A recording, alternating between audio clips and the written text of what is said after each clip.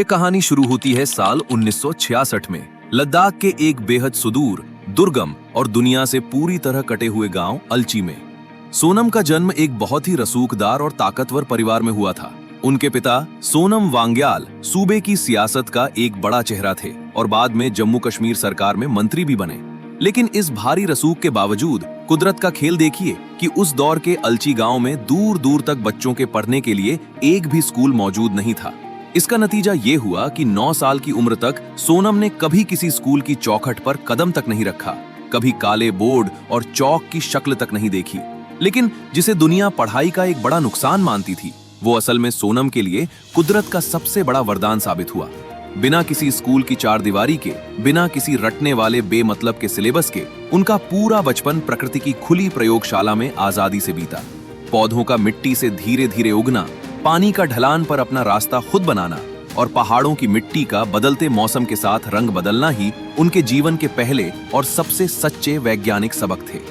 School के भारी बस्ते के बोझ से दूर उनकी मां ने उन्हें उनकी मातृभाषा लद्दाखी में अक्षरों का ज्ञान दिया और यहीं से उनके बाल मन में एक पूरी तरह से आजाद और खोजी सोच का बीज हमेशा के लिए पड़ गया। मगर बचपन की ये हसीन और प्राकृतिक आजादी ज्यादा दिनों तक टिक नहीं सकी।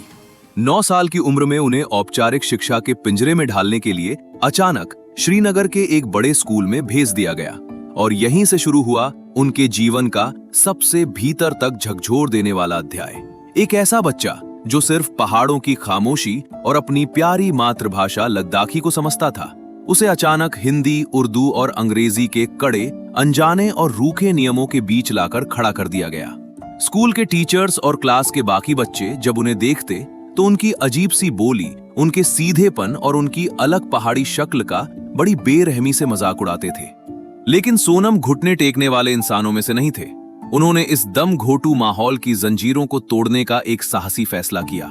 वो नन्ही सी उम्र में अकेले घर से भागकर दिल्ली आ गए और बिना किसी पारिवारिक मदद के खुद हिम्मत दिखाकर अपना दाखिला विशेष केंद्रीय विद्यालय में करवा लिया।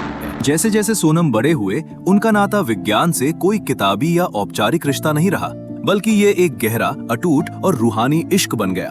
उनके लिए विज्ञान का मतलब परीक्षाओं में रटकर नंबर लाना या डिग्रियां बटोरना नहीं था, बल्कि अपनी आंखों के सामने दिखती इंसानी तकलीफों को अपनी बुद्धिमत्ता से दूर करने का एक औजार था। जब कॉलेज की दहलीज पर कदम रखने का वक्त आया तो उन्होंने रीजनल इंजीनियरिंग कॉलेज श्रीनगर में मैकेनिकल इंजीनियरिंग को चुना। मगर इस बार संघर्ष का एक नया मोर्चा उनके अपने ही घर में खुल गया था। उनके पिता चाहते थे कि वो सिविल इंजीनियरिंग या किसी ऊंची प्रशासनिक सेवा में जाकर खानदान का नाम और रसूख चमकाएं। जब सोनम अपनी जिद पर अड़े रहे तो गुस्से में आकर परिवार से मिलने वाली हर तरह की आर्थिक मदद और पॉकेट मनी पूरी तरह रोक दी गई। लेकिन जिसके पास हौसलों का असीमित आसमान हो, उसे जेब का खालीपन कभी नहीं रोक सकता। सोनम ने हार मानने के बजाय रात रात भर जागकर छोटे छोटे बच्चों को ट्यूशन पढ़ाना शुरू किया और उस कठिन कमाई से अपनी इंजीनियरिंग की कॉलेज फीस खुद भरी। ट्यूशन पढ़ाने के इसी कठिन और चुनौती भरे दौर ने उनके भीतर के एक क्रांतिकारी शिक्षक को जन्म दिया। उन्होंने गहराई से महसूस किया कि जब आप किसी जटिल वैज्ञानिक सिद्धांत को किसी बच्चे को खेल खेल में उसके आसपास की व्यवहारिक दुनिया से जोड़कर समझाते हैं तो विज्ञान से प्यार होना लाजमी है।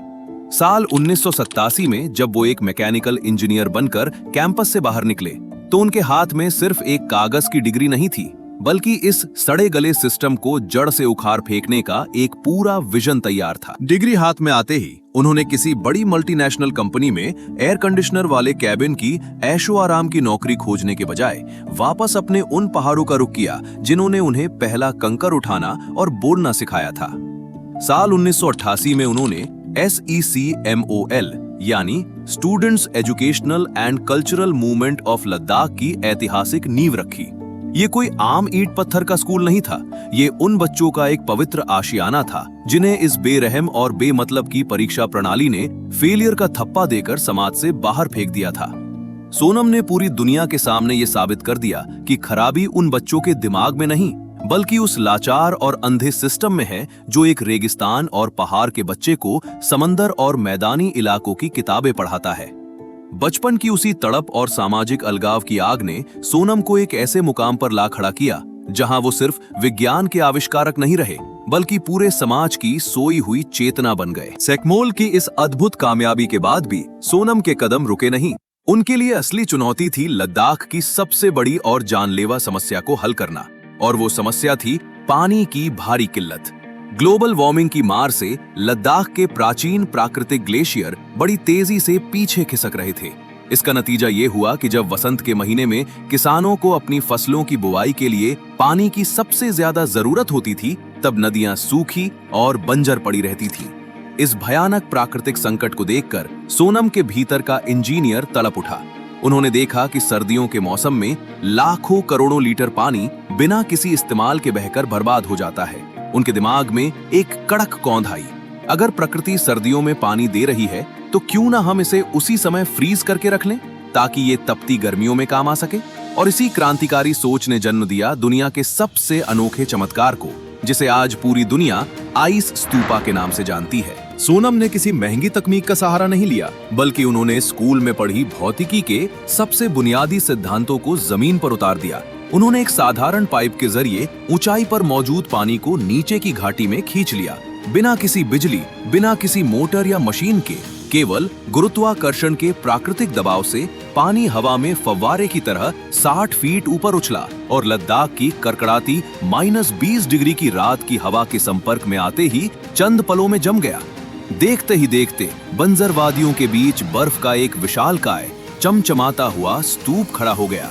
इस शंकु के अनोखे आकार की वजह से सूरज की सीधी किरणें इसे जल्दी पिघला नहीं पाती।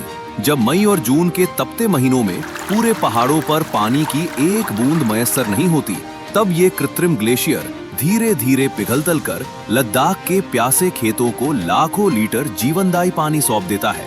इस अद्भुत और पूरी तरह से स्वदेशी आविष्कार के लिए सोनम वांगचुक को साल 2016 में दुनिया के प्रतिष्ठित रोलेक्स अवार्ड फॉर एंटरप्राइज और 2018 में रेमन मैग्सेसे पुरस्कार से नवाजा गया। वे वैश्विक मंच पर भारत की वैज्ञानिक आत्मनिर्भरता का चमकता हुआ चेहरा बन चुके थे। लेकिन सोनम का ये मिशन सिर्फ लद्दाख के खेतों और किसानों तक ही सीमित नहीं रहने वाला था। जब देश की सरहदों पर सियाचिन की हार कंपाने वाली ऊंचाइयों और गलवान घाटी की जानलेवा ठंड में हमारे भारतीय सेना के जाबाज जवान मुस्तैदी से तैनात थे, तब उन्हें प्रकृति के सबसे क्रूर रूप का सामना करना पड़ता था। उस जानलेवा ठंड में खुद को जिंदा रखने के लिए जवान हर साल लाखों लीटर केरोसिन तेल जलाते थे। इससे न सिर्फ हमारी सीमाओं का नाजुक पर्यावरण तबाह हो रहा था, बल्कि बंद टेंटों के भीतर केरोसिन के जहरीले धुएं से कई बार जवानों की दम घुटने से मौत हो जाती थी।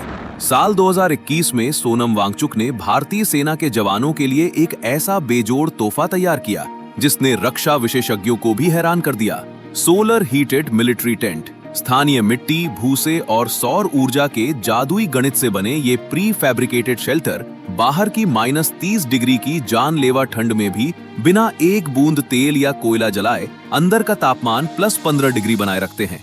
सरहद पर खड़े जवानों को सोनम ने एक ऐसा सुरक्षा कवच दिया जो पूरी तरह से इको फ्रेंडली और आत्मनिर्भर था।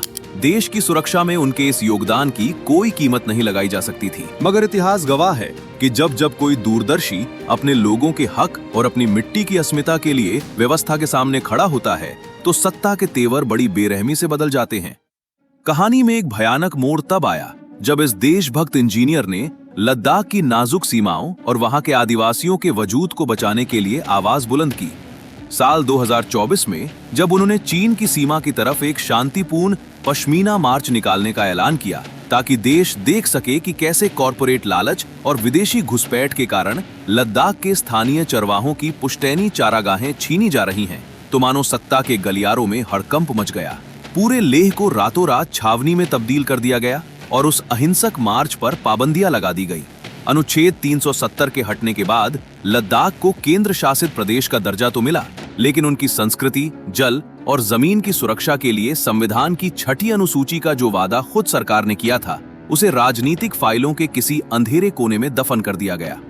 जब सोनम ने इसके खिलाफ लेह की जमा देने वाली ठंड में 21 दिनों का कड़ा क्लाइमेट फास्ट ही रखा, तो बहरी व्यवस्था ने संवाद का रास्ता चुनने के बजाय उनके आंदोलन की रीढ़ तोड़ने की कोशिशें शुरू कर दी। दमन का ये चक्र यही नहीं रुका, बल्कि इसकी सबसे क्रूर तस्वीर तब सामने आई जब सितंबर 2025 में इस महान वैज्ञानिक को देश के सबसे सख्त कानून राष्ट्रीय सुरक्षा कानून यानी NSA के तहत गिरफ्तार कर 170 दिनों के लिए जेल की सलाखों के पीछे धकेल दिया गया। जिस सख्त कानून का इस्तेमाल देश को दहलाने वाले खूंखार आतंकवादियों के खिलाफ किया जाता है, वो कानून उस इंसान पर थोप दिया गया जिसने पूरी जिंदगी देश के जवानों की सांसें बचाने और सीमाओं को सुरक्षित करने में लगा दी। उनके संगठन का FCRA लाइसेंस आनन फानन में सस्पेंड कर दिया गया और IT सेल की ट्रोल आर्मी ने उन्हें रातों रात एंटी नेशनल और विदेशी एजेंट साबित करने के लिए एड़ी चोटी का जोर लगा दिया। लेकिन 170 दिनों की वो लंबी तन्हा कैद भी सोनम के फौलादी इरादों में एक छोटी सी दरार तक नहीं कर सकी। मार्च 2026 में जेल के लोहे के दरवाजों से बाहर आने के बाद 28 जून 2026 से सोनम वांगचुक एक बार फिर देश की राजधानी दिल्ली के जंतर मंतर पर अनिश्चितकालीन भूख हड़ताल पर डट गए हैं। आज इस तपती धूप में वे सिर्फ लद्दाख की मिट्टी के लिए नहीं बल्कि देश के उन लाखों युवाओं के भविष्य के लिए तड़प रहे हैं जो पेपर लीक और भ्रष्ट परीक्षा प्रणालियों की बलि चढ़ चुके हैं। अलची के एक छोटे से बिना स्कूल वाले गांव से शुरू हुआ ये सफर आज दिल्ली की इस झुलसती कंक्रीट तक आ पहुंचा है और ये बेबस लेटा हुआ वैज्ञानिक आज हर सच्चे हिंदुस्तानी की अंतरात्मा से एक तीखा सवाल पूछ रहा है, क्या इस दौर में अपनी मातृभूमि की सीमाओं की रक्षा करना और सच बोलना ही इस देश का सबसे बड़ा गुनाह बन चुका है? इस सच्चे देशभक्त सोनम वांगचुक की आवाज बुलंद करने के लिए एक लाइक और सब्सक्राइब तो बनता है।